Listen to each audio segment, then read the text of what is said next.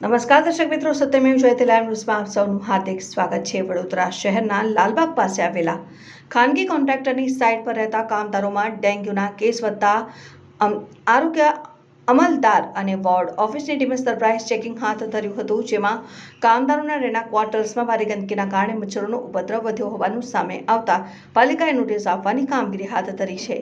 Lalbaug bridge નીચે rail વિકાસ નિગમ limited દ્વારા ખાનગી કંપનીને કોન્ટ્રાક્ટ આપવામાં આવ્યો છે। અહીં કોન્ટ્રાક્ટરના કામદારોને રહેવા માટે હંગામી આવાસ બનાવવામાં આવ્યા છે। આ સાથે કામદારો અહીં પોતાની રસોડું પણ ચલાવે છે, જેના કારણે અહીંયા અસહ્ય ગંદકી થવાથી ડેન્ગ્યુના 5 થી 6 કેસ નોંધાયા છે। જે બાદ સફાળું જાગેલું પાલિકાનું આરોગ્ય તંત્ર સરપ્રાઇઝ વિઝિટ માટે પહોંચ્યું હતું। આરોગ્ય અમલદાર ડોક્ટર દેવેશ પટેલ સહિત પાલિકાના વોર્ડ ઓફિસના સ્ટાફ દ્વારા ચેકિંગ કરવામાં આવ્યું હતું, જ્યાં નરકાકાર જેવી સ્થિતિમાં કામદારો રહેતા હોવાનું જણાવ્યું હતું।